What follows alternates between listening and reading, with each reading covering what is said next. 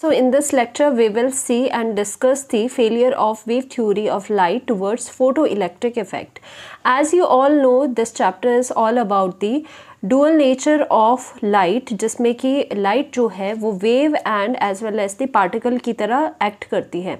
तो उसी चीज़ को पता लगाने के लिए क्या हुआ था कि यहाँ पर जो आपकी पहले वेव थ्योरी थी लाइट की, जैसे कि मानते थे कि जो लाइट है वो वेव की फॉर्म में ही एग्जिस्ट करती है, पार्टिकल की फॉर्म में नहीं एग्जिस्ट करती।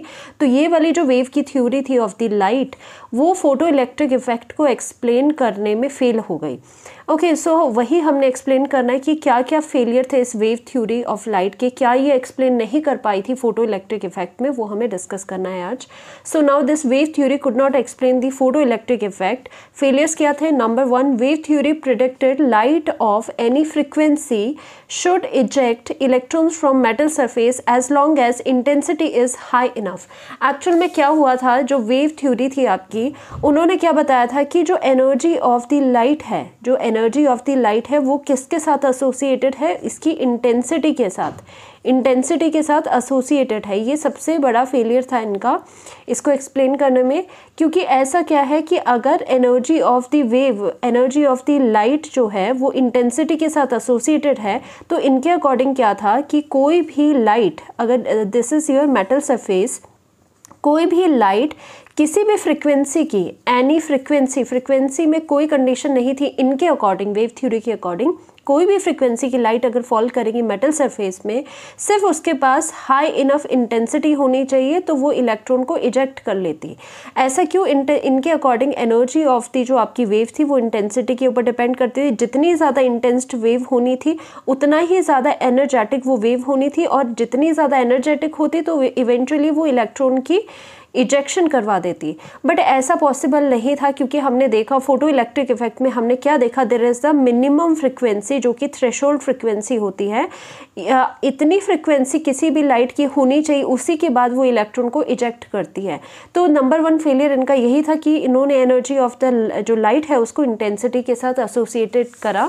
सो according to this theory the energy carried by light is measured in term of intensity, but actually क्या होता है, हमने जो फोटो इलेक्ट्रिक इफेक्ट में इतना पढ़ा है, बट एक्चुअल में क्या होता है, it is measured in terms of frequency. जैसे आपको अगर याद हो तो हमने क्या करा था फोटो इलेक्ट्रिक इफेक्ट में, फोटो इलेक्ट्रिक इफेक्ट में इसको माना गया था कि जो लाइट है उसके पास नंबर ऑफ फोटोन्स होते हैं, एनर्जी पैकेट, और ईच फोटोन की एनर्जी होती है is equal to h nu. Nu is the frequency of that light. अगर फ्रीक्वेंसी इंक्रीज करेगी तो जो आपकी एनर्जी ऑफ ईच फोटोन है वो भी इंक्रीज करेगी। अगर ये एनर्जी ऑफ द फोटोन जो यहाँ पर आ रहा है वो हाईली एनर्जेटिक है तो इलेक्ट्रॉन को भी वो इजीली निकालेगा। That means photo electric effect ने ये बताया था कि एनर्जी ऑफ दी जो आपको लाइट है वो एसोसिएटेड है with the frequency, not with the intensity. इसीलिए हर कोई जो लाइट है वो इलेक्ट्रॉन को इजेक्ट नहीं कर सकती थी। बट वेव थ्योरी के अकॉर्डिंग तो ये था कि चाहे जो भी एनी फ्रीक्वेंसी हो, कोई भी फ्रीक्वेंसी हो, अगर लो जो अमाउंट की फ्रीक्वेंसी की लाइट होगी, इनके अकॉर्डिंग वो भी इलेक्ट्रॉन्स को इजेक्ट करने में सक्सेसफुल होनी चाहिए थी अगर उसकी इंटेंसिटी हाई होती। बट ऐसा नहीं था।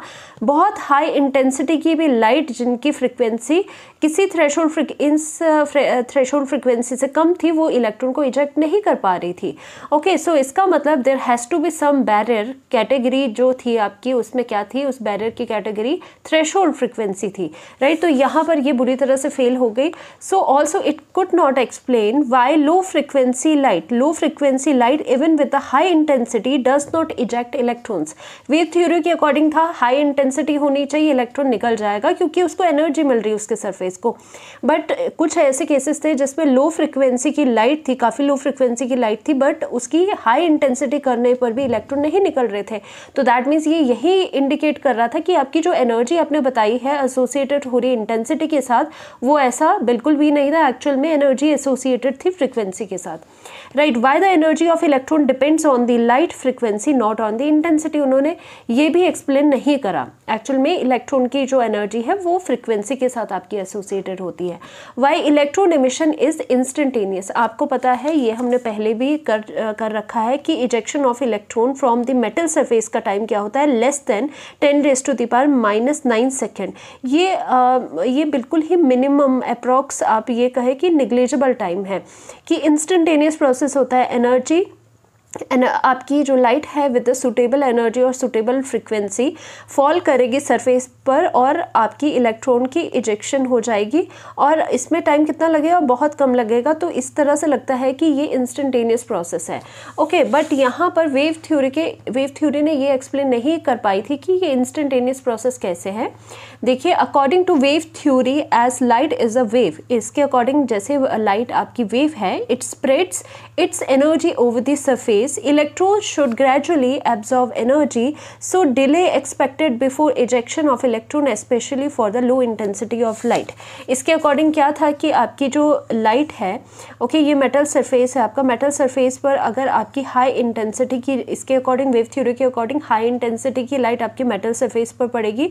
तो इसके अकॉर्डिंग एज वेव थ्योरी ने लाइट को वेव माना था। तो वेव क्या होती है? वेव जब यहाँ पर पड़ेगी तो ऑब्वियसली ये इस मेटल के सरफेस पर स्प्रेड होगी और इससे जो एनर्जी इसको मिलेगी, उन इलेक्ट्रॉन्स को जो इसके अंदर है, उन इलेक्ट्रॉन्स को यहाँ से जो एनर्जी मिल रही है उसको एनर्जी मिलने में थोड़ा टाइम लगेगा। ऐसे क्यों? क्योंकि हमने लाइट को वेव माना है और वेव क्या होती है? ओवर द सरफेस स्प्रेड होती है। ऐसा नहीं है कि पार्टिकल नेचर में क्या बताया था कि ये एनर्जी पैकेट्स होते हैं इसके पास, तो एक पैकेट ईच इलेक्ट्रॉन को मिलना था, इजीली इलेक्ट्रॉन बाहर निकलता।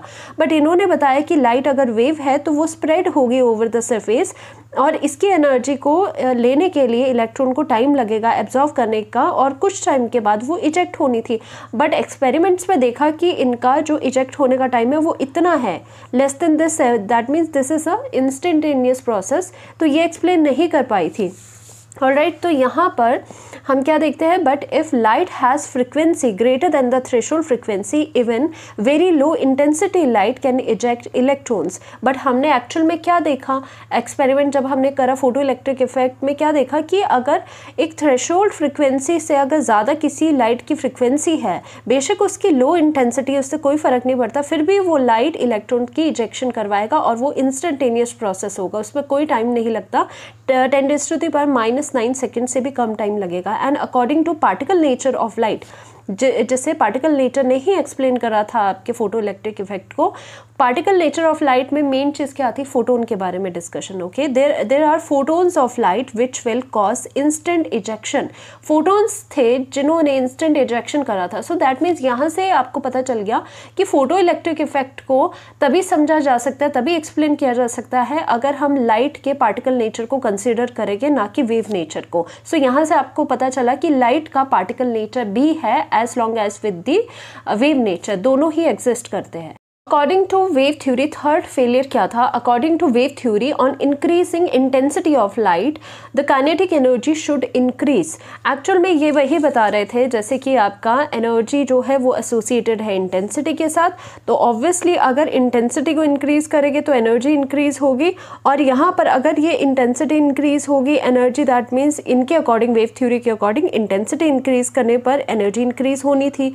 तो अगर एनर्जी इंक्रीज हो रही है तो ये इलेक्ट्रॉन यहाँ पर सरफेस से एनर्जी एब्जॉर्व करेगी, तो इनकी काइनेटिक एनर्जी भी इंक्रीज होनी चाहिए थी according to the wave theory. But इसका बिल्कुल रिवर्सल हुआ। एक्चुअल में क्या होता है? एक्सपेरिमेंट्स हमने देखा कि जो काइनेटिक एनर्जी है वो only depends upon the frequency, not on the intensity. इनमें देखा गया कि जो आपकी काइनेटिक एनर्जी है वो आपकी इंटेंसिटी पर तो डिपेंड नहीं कर रही है, आपकी फ्रीक्वेंसी पर डिपेंड कर रही है। क्योंकि ऐसा क्यों हुआ था? क्योंकि आपकी फोटोन की एनर्जी होती है E=h²। तो जो एनर्जी ऑफ द फोटोन है वो डिपेंड करती है फ्रीक्वेंसी पर, नॉट ऑन दी इंटेंसिटी। तो फ्रीक्वेंसी इंक्रीज करने से एनर्जी इंक्रीज होगी और आपकी काइनेटिक एनर्जी ऑफ दी जो इलेक्ट्रॉन्स है वो भी इंक्रीज होगी, वो भी उस पर डिपेंड करती है। तो ये भी एक फेलियर था of the wave theory of the light. So conclusion क्या यहाँ से हम निकाल सकते हैं? ये सारी चीज़ें उसकी फेलियर को देख के क्या कंक्लूजन निकला? जैसे कि आपका चैप्टर बताता है, डुअल नेचर ऑफ लाइट होता है, जिसमें कि जो लाइट है वो वेव की फॉर्म में भी एग्जिस्ट करती है, उसका वेव नेचर भी होता है एंड पार्टिकल नेचर भी होता है।